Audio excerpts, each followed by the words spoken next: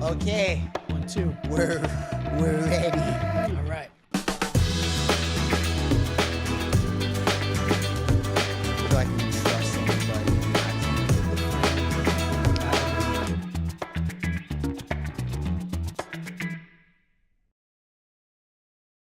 Welcome back to the L3 Perspective, where we have conversations around topics that impact life, love, and leadership.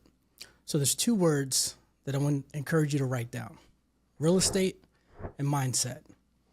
Now, when we think about real estate, I think that over the last couple of years, there has been a lot of, hey, you shouldn't buy now, or you have folks who are wanting to buy land or buy real estate and dive into that.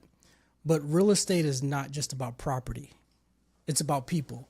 And so today's special guest, John Ojo, is a man that I value, that I've had the opportunity to connect with a couple months ago, realtor in the Sacramento area, but values people on a whole nother level. And the mindset is there. And so with that all being said, ladies and gentlemen, let's welcome to the L3 Perspective, John Ojo. Welcome to the podcast, Hey, man. I appreciate you. First off, man, I just want to say both thank you for the opportunity. Absolutely. I love what you guys are doing. Yeah. I love the fact that you're giving people a platform and you're doing it in a positive light, man. That's huge. Absolutely. This is your first that's huge. podcast? Yeah. I mean, I got to get that board, man. So I tell people I got to get this board, like, I call it the pop the cherry board. Because like everyone who comes, most people who come here are like, this is my first time being on like a legitimate, like in the studio, cameras, all that. You know, they're like, oh, I did Zoom before. And I'm like, that don't count. Right. yeah. This is an experience. No, hands down. It's real. Yeah, so You a know? little background. I think I may have shared this with you a couple months ago. So one of our mutual friends connected John and I, and before we actually met, she was just like, "Hey, this guy, like, I feel like you guys will hit it off because of, your values, and I think just the things that you guys are into." And we were probably not even 5 minutes into the conversation, and I remember looking over to Kim and be like, "Yo, I can see why you wanted us to meet." Right.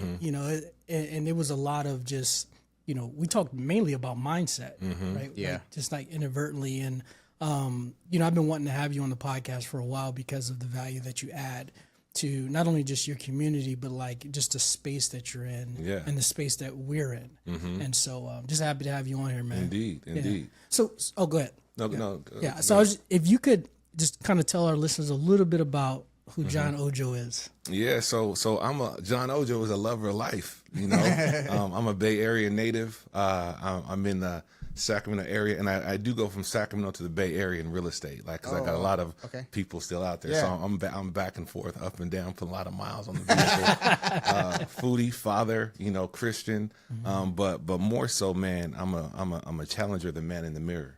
And one thing that I'm looking at is like, how can I be my best self? Just the conversation we're just having before is about intentionality, discipline, consistency. Like what does that really look like? And what I love you said is there's no such thing as excuses. Yeah. Excuses are just reasons that we give ourselves to not do whatever it is that we don't want to do. For sure. Let's go make it happen. It's the trickery that your mind pulls on you. Yeah.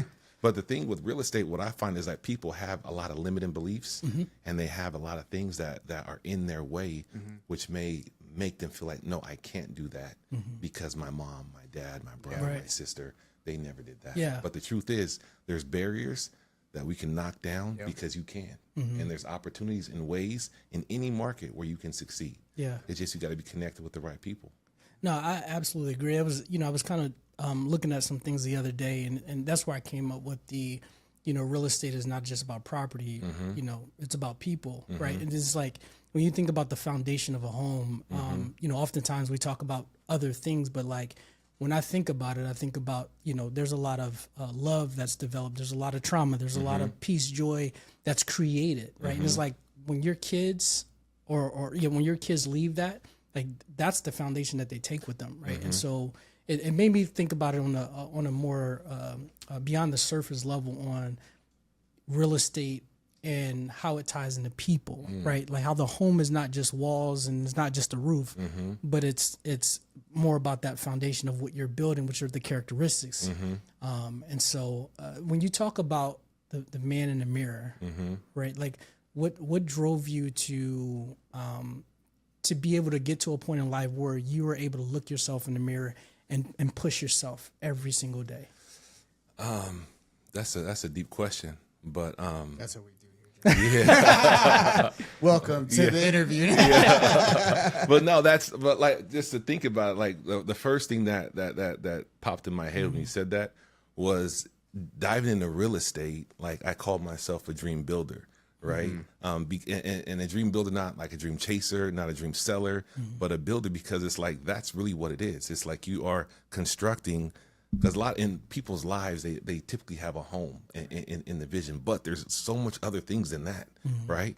It's about a legacy. But for me, to answer your question about what caused me to really look in the mirror was I played basketball, right? And I thought that I was doing well. I got a scholarship. My brother played in the NFL, and I remember his coach asked him, like, excuse me, not his coach, his agent asked me, "Hey man, do you wanna go try out for the Spurs?" What? And here, look, this makes 0 cents, right? 0 cents. And then he was like, my response was, "Man, no, I'm good, bro. I got this overseas things lined up. Like I'm about to take off." That makes no sense. I didn't even know about the limiting belief that I had that stopped an opportunity from happening, right? And then I was overseas and I was enjoying it, but then I thought about it, like, I just missed out a whole opportunity. Like, why did I say that? Why did that come out so naturally? Because it was fear, Right. you know? And looking in the mirror and seeing fear is like, hey, bro, like that's, like, we can't do that, you know? And so the question that I heard one day that made me really think about is like, who would we be if we weren't afraid? If we did not let fear stand in our way, like what would life look like? Who would be? Because like there's so many opportunities that are right in front of us. Right. But if we don't take that action, and if we're not consistent, hey, it's good as losing it. Yeah. You know? When did you sit with that thought? Honestly, that thought has, Like the Spurs thing. Like when did you get to a point where you were just sitting there and you were like, "Holy crap! Like what did I do?" So honestly, it came to me a while back, but I was just in San Antonio. Okay. And when I was in San Antonio for the first time, and I was in San Antonio looking at the town. It's a good town. It's a good town. It's a great town. And they're moving the stadium. And I was looking at the investment opportunity. Houses there for like $200,000. Yeah. Right. Oh, yeah. Like they got this place called the Pearl District. I was like, man, this is awesome. They got great restaurants. Yeah. I was like, I can totally come back here. Right. And then, and I was thinking about it, like, wait a minute. I could have been here. I could have been here. And it just, that was a gut punch. But I had thought about that before because, and this guy, he was Ryan Leak is his name. He's actually a pastor, you know. Yes, yes. And he had the documentary about failing forward, right. But I thought what was huge was I had that same thought process, right? Like you got to try and you got to go, and if you fail, who cares? Right. The key thing is you got to put your best foot forward, you know. So I was thinking about law school, you know, and I could have crushed it in law school. I honestly feel like I can do anything. You know, like, and that, not to sound cocky, not even a little bit, but I Be feel cocky, like, bro. but you know how that comes off for sometimes, sure. right? But it's like, I'm this and pounding your chest. It's not about that. It's just about, hey, like, no, it's in us, Right. Yeah. you know. And if we want to do something, there's nothing that can stop us if we're focused and we're gonna do the work. Yeah. Right. Then it's right here, For sure. you know. Yeah. No, so Ryan Leak remember one of the last podcasts, I couldn't think of the name in the book that I was trying to refer to. Ryan Leak is the author. And so he's someone that I recently, over probably the last 4 months, I started consistently following. What was the book that you were referencing? How to work with how to work with complicated people. Yeah, and he's got a few books out, but the dude, he's powerful. Yeah. Okay. You know, but he's spot on. You know, like I'm actually gonna reach out to him.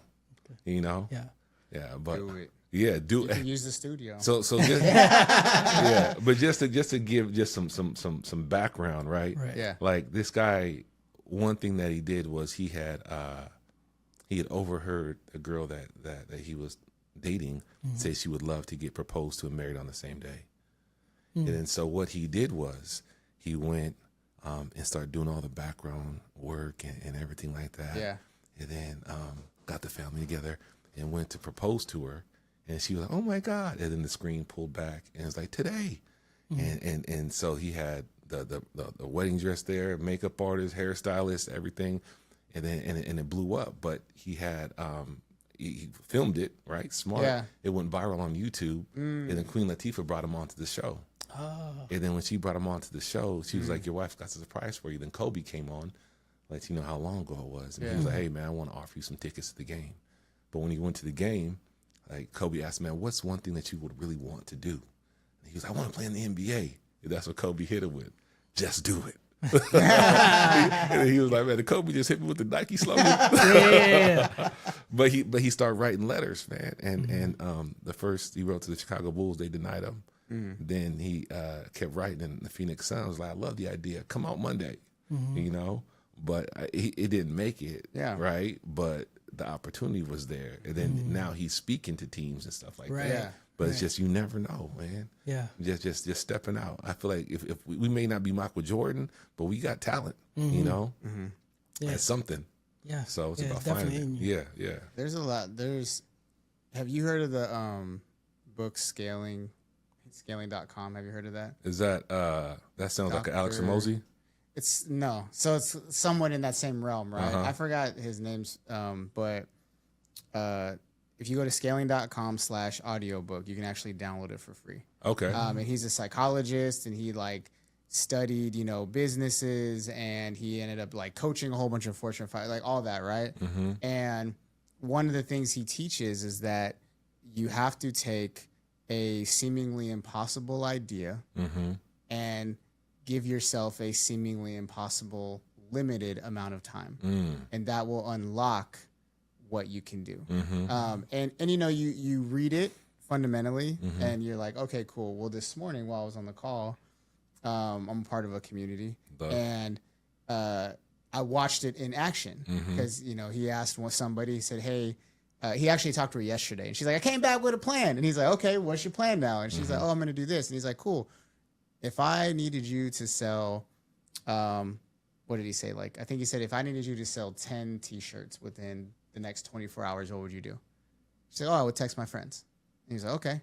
He said, if I told you had to sell 300 T-shirts in the next 7 days or a month, what would that look like? She's like, oh, well, I would text my friends and I would do this. Because what she was trying to say was like, oh, I don't know how to use ChatGPT to help me come up with this plan.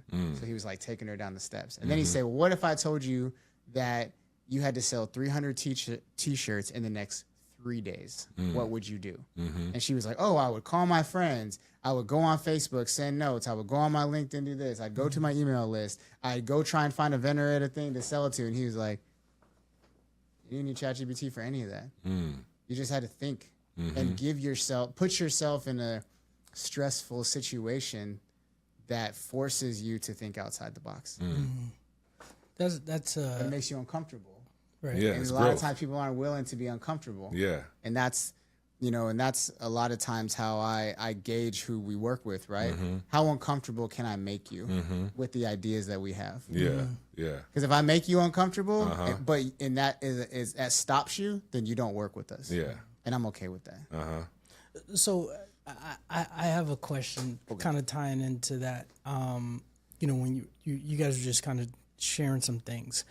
So earlier we were talking about, I was saying something I wrote on the whiteboard today with my kids, or three words, and it was dedication, consistency, and commitment, right? And so, when you hear those three words, right? 'Cause for example, like these are words that can be simple, but most people don't execute on it, right? And so, what comes to mind when you see those three words, and or how do you tie that into your daily life? So dedication, consistency, and commitment, right? So I feel like what's easy is you have to like know who you are, and more importantly, know what you want and where you want to go, right? Because if you have a clear picture, a clear vision, and you want to step forward and do that, then you have your path set. That basically tells you what you're not going to do and what you are going to do. Yeah. For me purposely, me personally, like I want to do that, but do it with love, right? Like, and what I mean by that is not some soft teddy bear, but but like what I mean is like I wanna lift people up and not like tear people down. Yeah. Right. I feel like there's so many situations in life that can like crush people, right? Oh, People are wounded walking around here daily. You just can't see it from the outside Correct. because it's internal, right? But if you can let people, hey man, like that's okay, right? It's called grace, right? I wanna don't even worry about that. You know, if somebody does wrong and they're willing to make it right, then we're good. Right. You know what I mean? Yeah. Because I've made mistakes in my life, right? I'm far from perfect, but that's kind of what that means for me. But doing it on a daily basis and holding myself accountable, you know, and the more I do that, like on creating one day a week to like lay out a clear vision of what I want to do, and even like for just specifically like July, like okay, boom, okay, where I'm at from January, and this is what I want to do. Okay, what do I have to do to knock all this stuff out, right? And just really mapping that out, and it simplifies, but it's also invigorating, you know, because discipline, it can sound restrictive, but it's really freeing, you know. Yeah, gotcha. Appreciate that, man. There's you know, I think one of the things you had mentioned about grace, and this is something that more recently I am consistent with it. Like I've always kind of led, and I've always given folks grace, but I think it has a deeper meaning for me now. And I realize when situations happen, I don't hold on to specific situations where grace can be granted. Like I give that grace and move forward because I realize someone like me who's I'm very I think very deeply and can hold on to things, and I realize that I sleep better at night, right? Like I look myself in the mirror and I am okay with moving forward while giving folks that grace, right? Because of like what it can do to you mentally and how mentally draining it can be. And so I think that's important for folks to instill in their leadership abilities or their day to day, as far as am I giving folks grace? Just asking themselves that question. Yeah. So you said discipline, consistency, and then what was the third one? Commitment. Commitment. That's what his son had wrote. Oh, you wrote, I wrote on that. the mirror Yeah. For his Oh, son. okay. Yeah, so oftentimes I try to, generally I'm more consistent with it in the summer times when my oldest son is from back home from college. By the way, you guys went, he goes to Dominican. And you graduated from Dominican. Yeah. But, you know, on his off season for basketball, I'll generally put something on the mirror for mindset wise. And by default, my two younger boys, my 12 and 8-year-old, you know, they read the mirror as well. So So I was going to ask, you know, we're sitting here talking about like execution, you know, like making things happen. What would you say was one of the times that you're not being disciplined or not being consistent or not being committed affected your life? You can't use the Spurs example either. No, so there was a time where I had a pretty big opportunity to do something in basketball. It wasn't with the Spurs, but it was something else. I was being flown out to a location, and this is just the first thing that popped in my head because I can probably give several. No, that's fine. Yeah. But like a lot of friends, and I say I'm a lover of life, so a lot of friends wanted to come out, and so I had them at the house, and we were partying the whole weekend, and that Monday morning when I had to fly out, I was not in the best shape. You know, and it's like, kudos to you. I know you said you're no longer drinking. I had been drinking the entire weekend. Yeah. And so something as far as running and basketball, you can kind of get it out of your system quickly. Yeah. But not when you're playing against some great competition. You know what I'm saying? It's good to show up, right? Hey, you're just a little bit slower. Yeah. You know, and that was just something that like I felt was gonna just be. It was like it was already in the bag. You know, but I fumbled that opportunity, you know, but situations like that are very humbling, you know, and just to be straight up, like I didn't even start playing basketball. So like damn near a senior in high school. Oh, you know? wow. Yeah. My dad, like he was in medicine. He didn't want me to like he wanted everybody to be doctors, you know, like my brothers is doctors, lawyers, you know, and so for me, it's like, I didn't want to do that, you know, but I just wanted the opportunity to play really football. But basketball is what I was able to do. Yeah. So, but it's crazy because like sometimes like Eminem, says, right? Like you got that shot. Yeah. You can't waste it. Can't waste it. When opportunity meets preparation, Yeah. you can blast off. But if you're not prepared and the opportunity arises, then that's on you. Yeah. You know? So speaking of basketball, I'm not a big sports person. Okay. So like I know enough to get me around. But anyways, I was listening to the book this morning, and he talked about Zion and how like when Zion, you know, got drafted and all that, like he was supposed to be like the next big thing, you know. And It happens. even to the point where like in his in his contract, it was like you can't go over a certain weight, like all types of stuff. And so, but another part of his contract was that if he missed more than 40 games, that he would forfeit a lot of his annual wage. And that's happened. He consistently keeps getting injured because he comes back from the off season almost 50 pounds heavier consistently. And so like, once again, it talked about like, how serious are you taking that opportunity when no one's watching? And that's like when no one's watching is the biggest. Yeah. I think like that. I think what's celebrated in public is really done in the dark. Right. You For know, sure. like I think that like that's really what time it is. Like and it's unfortunate I don't know that gentleman, but I can just imagine just what's around him. And, For sure. and I think it's easy to possibly look at one side of it and look like, man, you got this opportunity. Right. But like, I mean, I don't know how old he is right now, but he got that much. Well, it's millions. a circle too. Yeah, It's like, what are you going back to? That's exactly what I was going to tell you. And are your friends like, hey, bro, let's just go eat out? And do all this? 100%. Yeah. Like it's hard to say no. When it's right in front of you. You know, like I get it, right? Social pressure is a thing. But the truth is, though, it's like what's more important, Yeah. and that's when you got to kind of like shift gears and be like, listen, like right now is not time for that, you know. So like, yeah. So speaking of shifting gears, like, so you have a PR background as well, right? So public relations and but obviously heavily in real estate. And so what was the shift for you, right, from going the PR direction to switching over to real estate?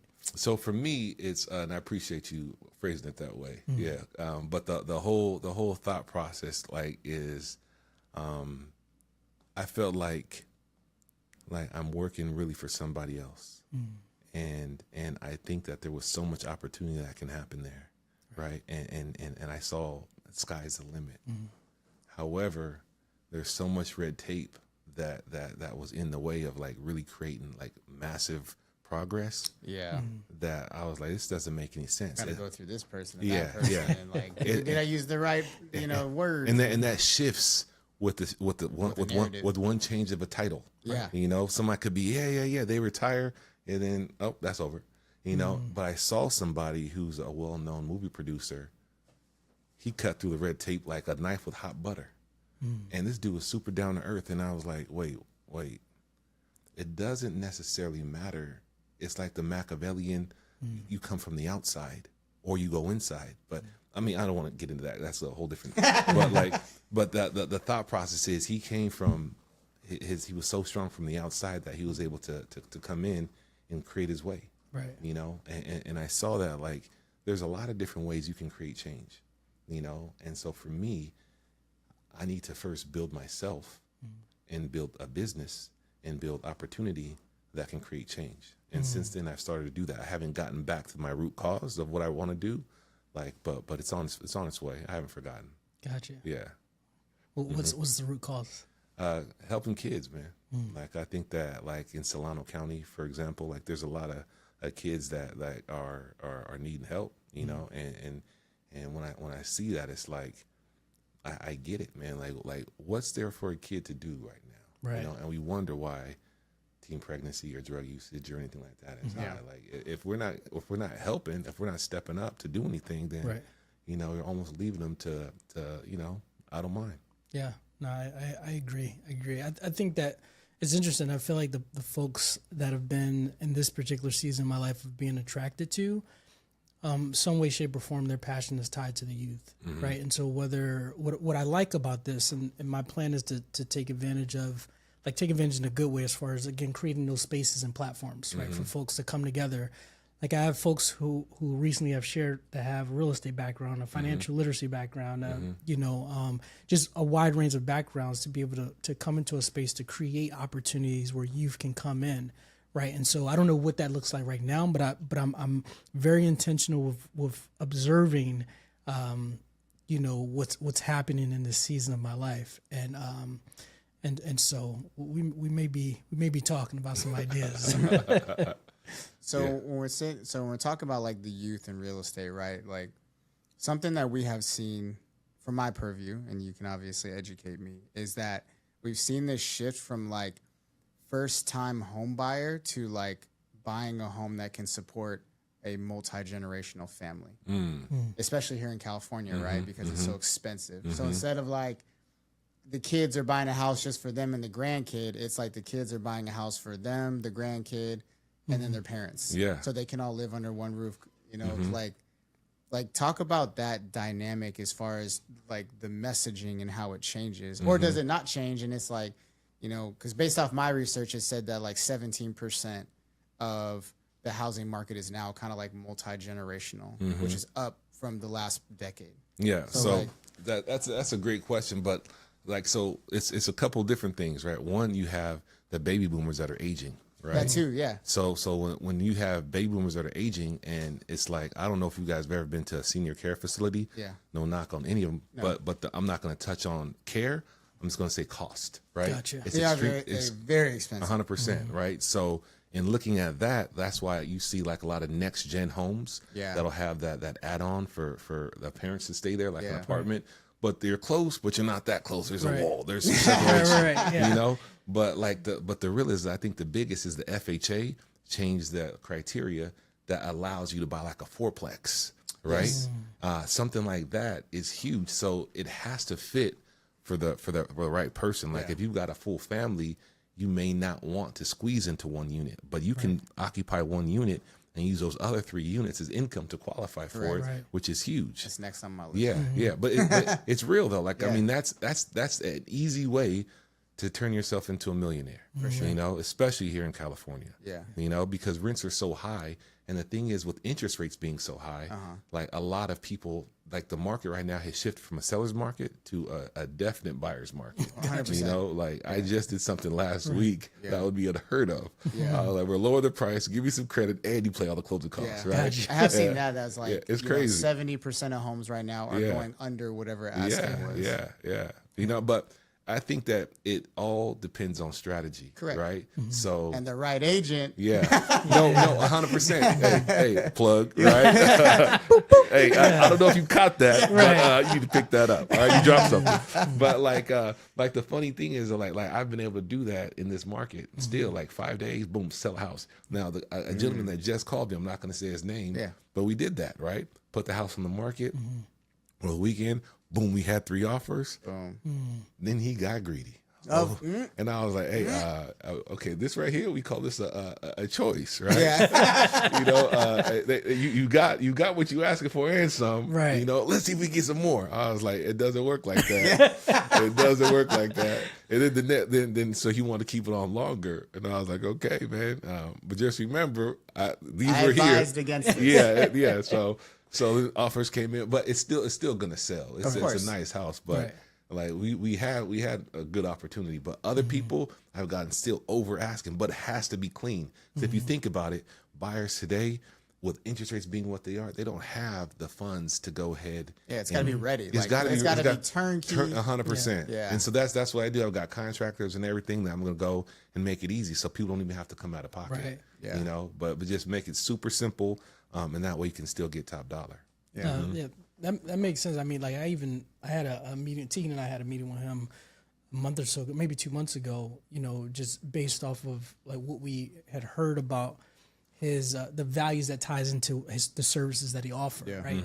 Right. Because we're in a season where, you know, we moved my mom out from Philly, right? So she lives with us. The space is not, the space is tighter. Especially we realized that with my oldest son being home for the summer, and you know, one of the things that we were talking about was, do we buy or do we, you know, build an ADU on the property that we have now? And one of the future ideas is like to invest in land, right? Do we speed up that process now?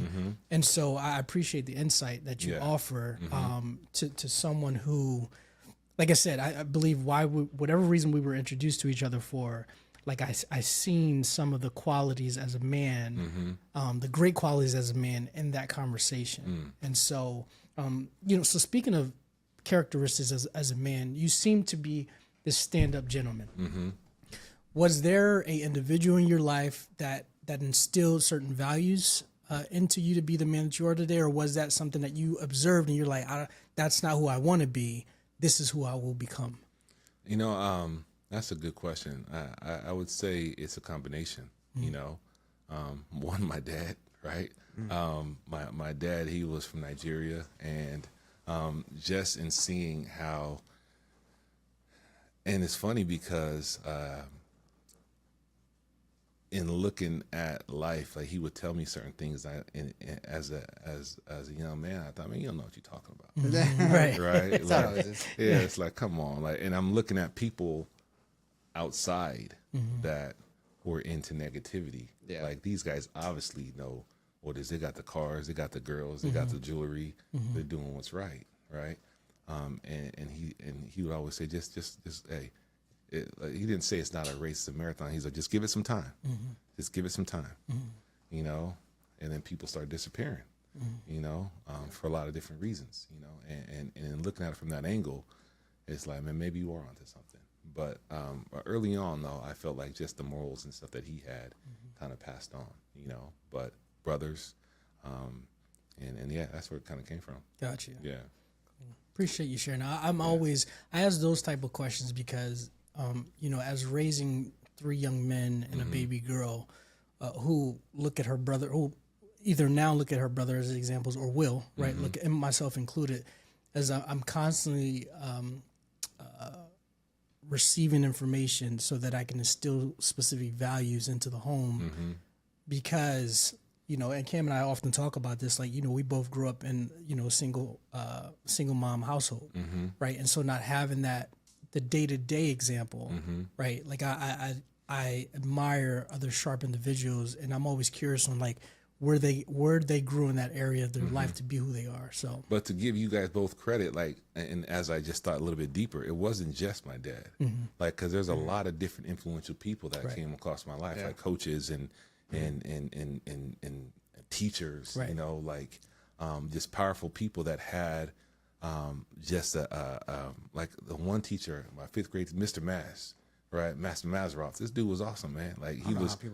It's a trip, but you know I don't remember not one of my teachers because he was impactful. I mean, it was crazy. Like I remember my teachers from like, I don't know why, right? I mean, elementary school is pretty easy. You only got one, but like, but this dude, he was different, And I just remember just like he left the school and then he came back, like, because I was like, man, I shot him a note one day. I was, man, I just really appreciated you. And the next year he came back to the class. Everybody went bananas. But he was like a different teacher, man, and he was building with love. Yeah. So, gotcha. But I think like just people around us, man, we have impacts on, and we don't necessarily know like what you're doing right now and what you guys are starting right now. It's like you're throwing a rock in a pond. Yeah. And the rock hits it in that ripple, right? Yeah. Like you're going to be hitting families and people and generations that I mean, just this conversation, it could change somebody's life if they take action. Yeah. Yeah. And that is one of the main reasons why Cam and I decided to execute the podcast, right? Like creating that space, because there could be a sentence, a paragraph, 100%. the whole episode that could potentially shift the course of somebody's life. And I think as a leader, for me, that has always been extremely important. Understanding the value of your words and how it can impact, or the value of someone's words, right? And so we're able to create those spaces where folks can have that level of conversations to bring that value. That's the true win. So speaking of education, you seem, based off our research, you seem to be very big on making sure you are educating your clients and like the masses, right? So you have a book called Tips for Buyers, a little ebook. So that was something that one of my assistants created. But go ahead. Okay, so I mean, like, what are some of the things that like people should be aware of nowadays when it comes to real estate, right? Like what is going to arm them with the effective tools? Obviously not to do it themselves, because they should have a qualified agent, plug. Yeah. But like, what are the things that you feel like the top 3 things that you hear or you've heard where you're like, and people believe it, or like people like are spreading that, and you're like, that's not even legit. Yeah. So a lot of people saying like, I'm going to wait for the market to crash. Right. Yeah. So that seems to be the big one. I hear that. I hear that a lot. And it's like, interest rates are coming down. Yeah. Well, I mean, if that may happen. They might come a little bit, but who I think knows? people waiting on 2% again. Like, so look, I'm going to just share an example. So right now, interest rates are high. Right. So what I was able to do for this gentleman, right, is I think the rates right now are like around 7%. Right, which like if you think about it, man, that's real, right? That is real. He's a first-time home buyer. Yeah. So in looking at a home and purchasing, you got to look at leverage. Yeah. You've got to look at the condition of the home, the location, right? Yep. And for anybody that's ever invested, you want to look at the ARV, right? If it needs some love, okay, what is it going to be worth after that? You don't want to outprice the neighborhood. But the biggest thing is the monthly payment for a lot of people. Like, how much is it going to cost? Yeah. So in looking at for that, I gave this example earlier. I was able to negotiate a credit for him, right, which buys down his rate to 3.5%, right? For like a year or two? So it's a year, then it goes to 4.5, then but it stops at 5.5. Yeah. Right. But that in a 3-year span, It's a lot of money. it's a lot of, but it's not going above that. Right. Yeah. Which with the current rates being at 7%, and then on top of that, he doesn't have to pay any closing costs, and I lowered the price of the home. Right. So his monthly payment is like, he put some money down because he's been diligent. Yeah. But his monthly payment is like less than $1,500. And but the crazy thing is though, it's like, that's doable, and some people may not have money to put down. Right. Yeah. There's other things for that. They got like down payment assistance programs and other things that can really help somebody get into a home. Yeah. So it's just like I'm gonna wait, or I'm gonna, because there's never a good time. The best time to buy a house was yesterday. You know, and then the next best time is right now. Warren Buffett said like the top 3 investments he had was his first wife, because it's proximity, like the people that you're surrounded with. Then his second wife. I don't know what happened to the first wife. Right? I'm not touching that. Right? Leave that there. leave that right there, Ward. You know what I'm saying? I thought that was your best investment. And then he said the third was his first home in Omaha. Yes, that he still lives in, right? That he still lives in. But Warren Buffett is 95 years old. And one thing, there's a guy. He has a book. It's called The 5 Types of Wealth. His name's Sahil Bloom. He talks about, he shared, he's like, would anybody trade place with Warren Buffett if you could? Because Warren Buffett is 95 years old, right? And we're not 95. Warren Buffett will probably trade places with you because he doesn't, knock on wood, right? But the thing is, like, time is something that some people may not like really think about. Like that's priceless. Yeah. You know what I mean? Like you could, with time, you just mentioned that, right? It's an asset. It's a major asset, but we gotta be grateful for it first of all, And I think like just even being in here today, I'm like I think being grateful for what the time that we have can combat all kind of unhappiness and disappointment. Just man, sitting here chopping up with you guys, like that's a blessing. Go off and boom and get back on the day, but there's so much stuff that we have that we can take for granted. And you don't appreciate what you have, but you're going to get more. So more stuff you don't appreciate. So we're already rich. Yeah, for sure. Yeah. You mentioned something that we have that we're grateful for. But there's some people who don't appreciate that. Right. So we're obviously talking about time, and I want to connect that to resources. Right. So we were talking about the trip that Cam and I just had from Atlanta. Awesome. And there was a lot of resources provided. Stage next year. Hey, I'm lot gonna of give you resources. But hey, speaking into existence, man. Absolutely. Yeah. But Why not? But there's a lot of resources that are given that are right at our fingertips. And I wanted to kind of highlight to anybody listening the value of the time and the resources, but the execution of the resources that are at your fingertips, right? So, for example, us going out to the conference in Atlanta, right? Like, we looked at it like this, going into it, it was already the mindset like, hey, this is an investment, right? That's one of our words for this year for our business, right? And it's like, it's not the lack of resources that are provided to individuals, especially when you're spending, thousands of dollars or going to conferences, but like you're given these different blueprints. And when we choose not to actually execute on those blueprints, like it goes back to that self thing. Right. And so I think it's important for folks to realize, to identify what is it that's stopping you from executing the thing that it is that you want to execute. Right. Especially as folks in leadership positions, folks who are entrepreneurs, because right now, and it's this wave where everyone wants to be an entrepreneur. Right. And it's like, you have these things like, one of the things recently Cam has been really taking a deep dive in is the ChatGPT-5. Sure. Right. And it's like, again, here's a $20 investment that could help take you and your business or your circle of folks to a whole nother level, right? Is that investment, well, one, do you look at it as an investment? And two, are you willing to invest something like that into the thing so that you can achieve your thing? So I just wanted to, because we were talking about time and the value of it, I wanted to also extend that conversation and talk about the value of resources, because we are doing a disservice to ourselves and the future generations because we're not executing on said resources. So. It comes down to respect too. Like, a lot of people will ask somebody for advice or, hey, how did you do this or how did you do that? And they'll tell you, and you don't do anything with it. I'm very intentional about that. Is like when I ask someone to show me something or explain something to me, like, I'm going to execute on it almost immediately. And people notice that. I've been told more than one occasion, like, oh, wow, like you took what I told you. And I say, yeah, because I respect the fact that you took the time to tell me something. And I said, because if I tell you something and you don't do it, one, I'm going to call you out.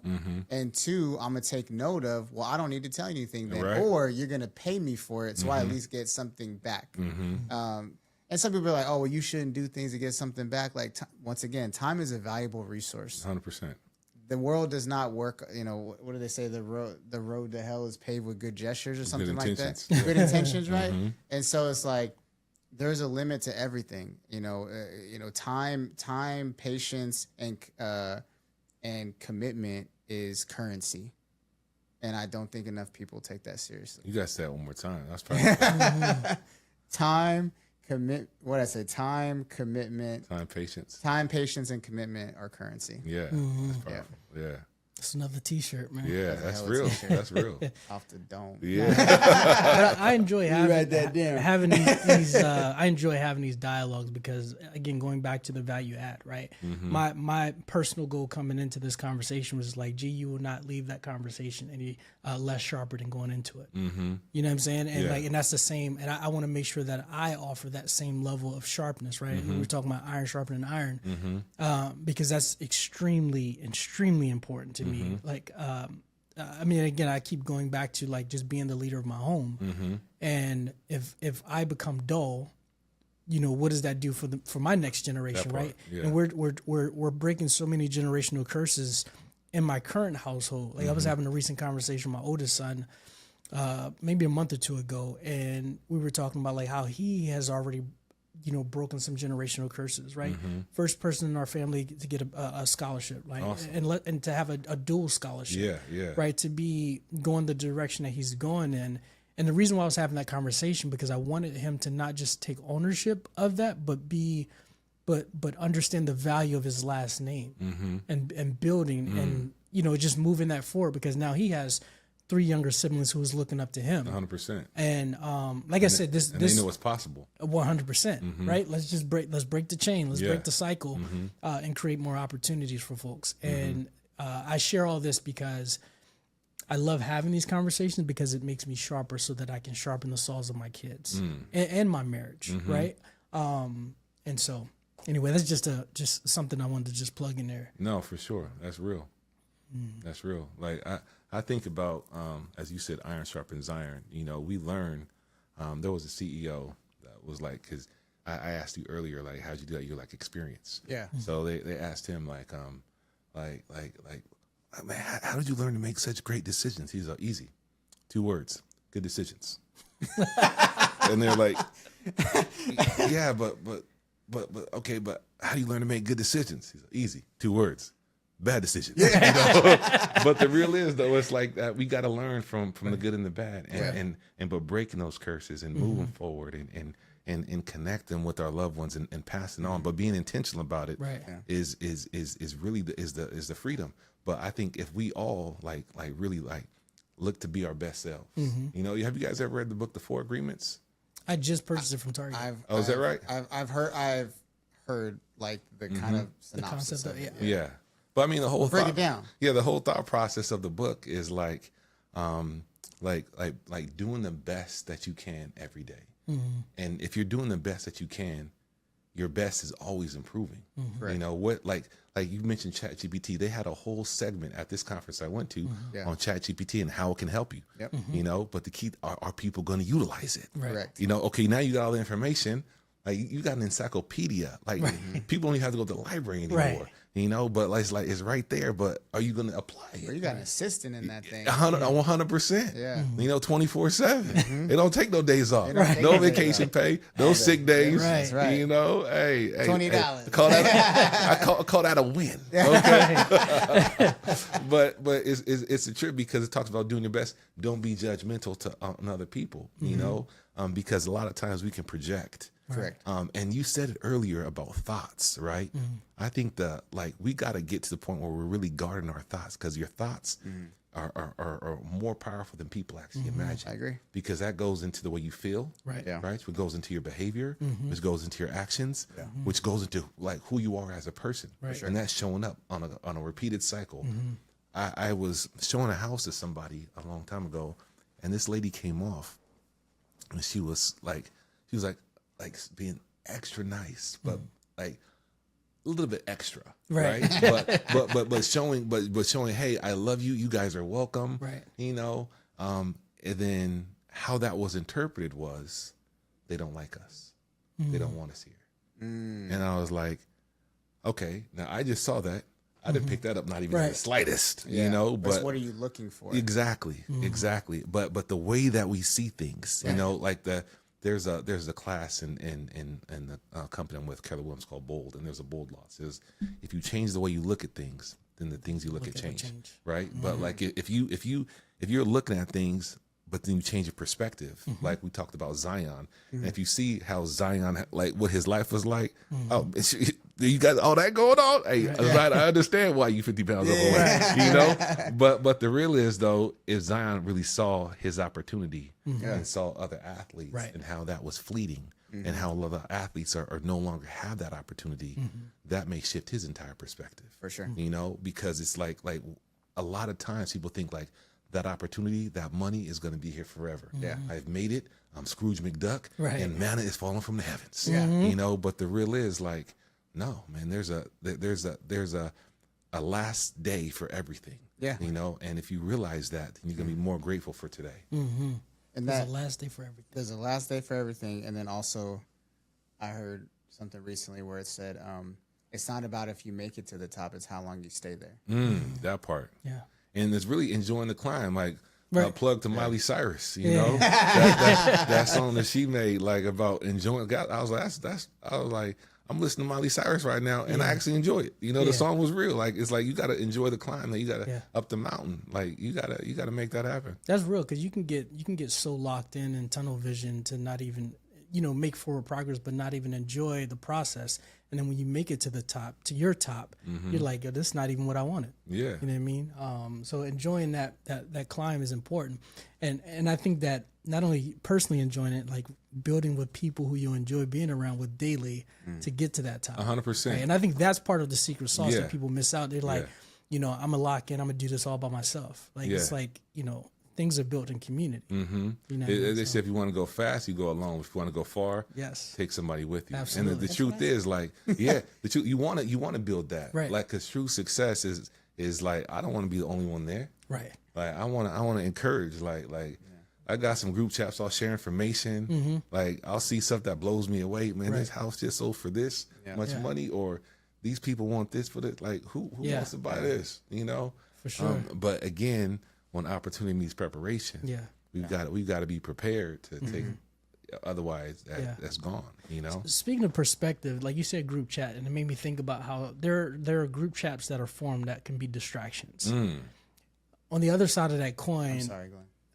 I do like group chat. no, but then there's group chats where there's like ample amount of value that's in it, and so where if you are being very intentional and making sure that you're focused and committed to the thing that you said that you wanted to do, you will allow that to be part of your library of like you not having to search for something of value because it's already there. The reason why I mentioned that is because I made a comment to Cam the other day. He was just like, hey, so we have a group chat with a couple guys, and he was just like, hey, did you see that information? I was like, nah. I was like, you know, I've been so like busy with some of these other priorities, I haven't seen that yet. And so based off of perspective, that could, and fast forward, someone could view that as, man, I'm getting all these text messages is distracting, versus I'm getting all these text messages of men who I value their input, and I know I can go back and check that stuff out and come out sharper. 100%. You know what I'm saying? And it's like, the reason why I bring that up is because we have to get better with being open to shifting our perspective on things and not allowing our experiences to just shape who we are in that moment, but more of who are we actually trying to be, you know? So, and I think with the circle, the knowledge comes the accountability. And I think, and you know, and a lot of people talk about like internal accountability, right? Like being, you know, but external accountability is just as important. What's an example of external accountability that you're thinking about? Calling bullshit on your friends. You know, so in that same example, I know exactly what he's talking about. I don't know if he heard me or not, but when he was like, oh, you know, I haven't looked at it yet, I was like, I heard you. I said, and? Oh. And so perspective, right?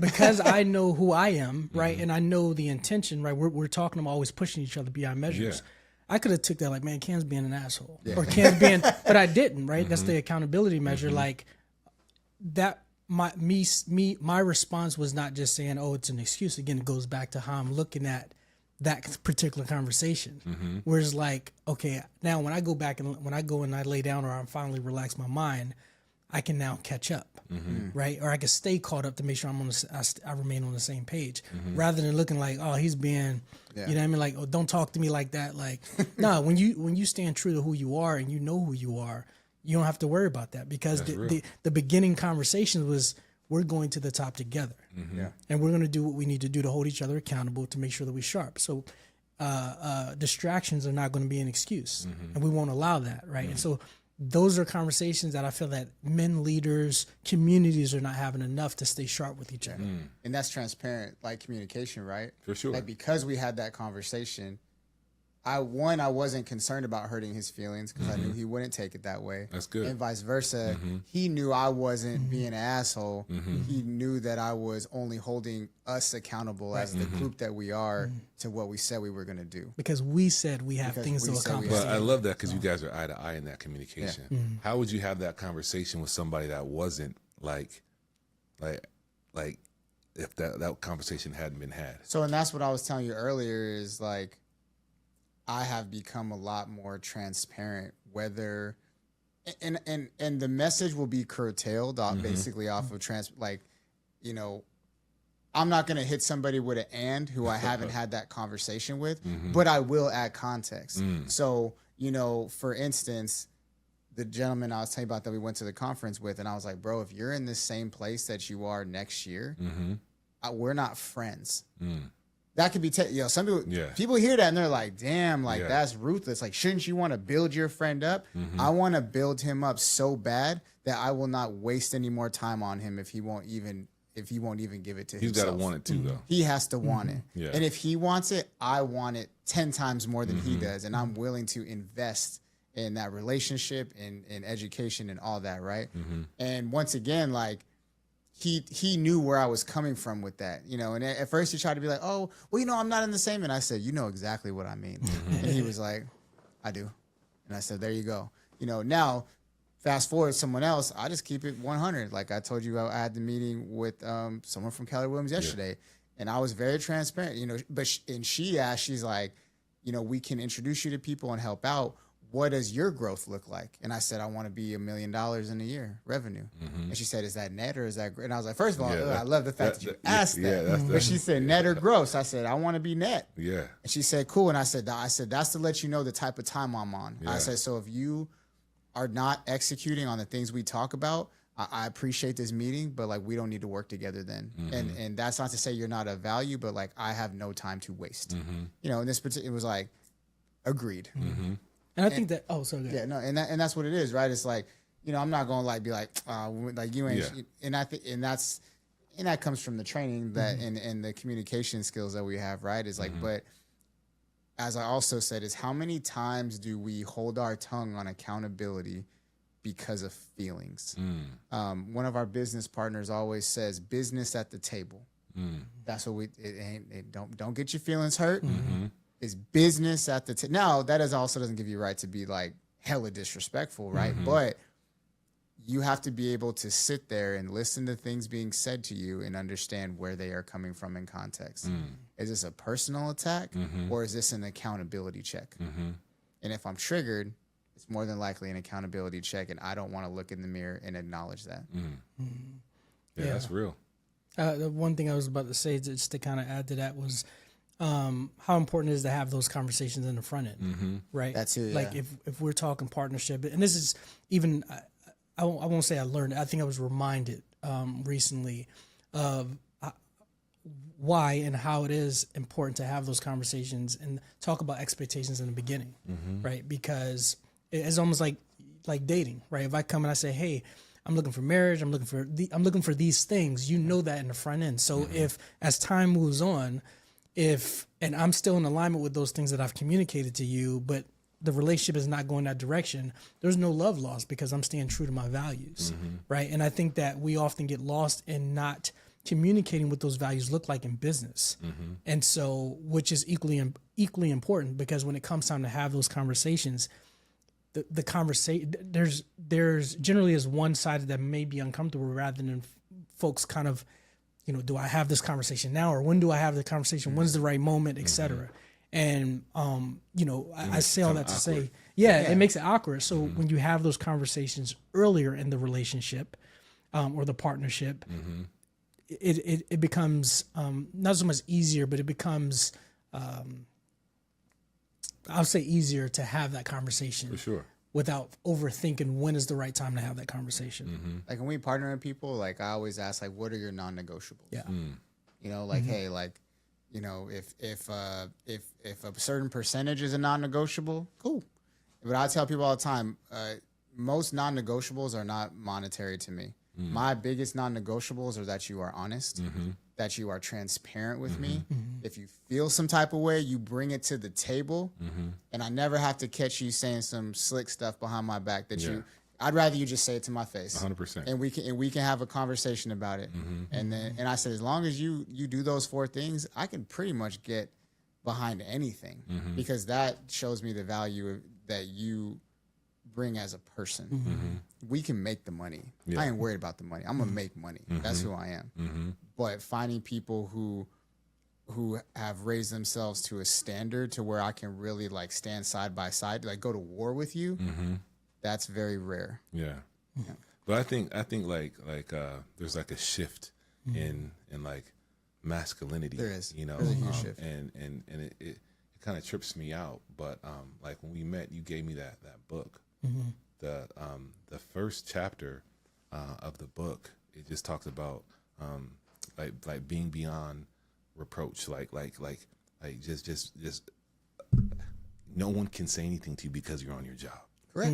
You know, and I feel like talking behind somebody's back, like those are things that are anti-production. You know, like how is that going to help? For sure. You know, lying and or like but those are things that like sometimes that I see and I categorize in 2 ways. Okay, maybe somebody doesn't know, right? They haven't been trained. Yeah. So are you unable or are you unwilling, right? Yeah. If you're unable, then I can potentially teach you. But if you're unwilling, I could do nothing with you. Right? It's time to let go, right? But there's definitely things in everybody's life, because I feel like we're all like works in perfection. But it's about like like seeing where somebody's hunger really lies. Like if they want to be better and they're willing to put the actions in, then okay. Right. You know, but like you can't want it more for somebody than they want it for themselves. Yeah, I always tell people I'm not gonna beg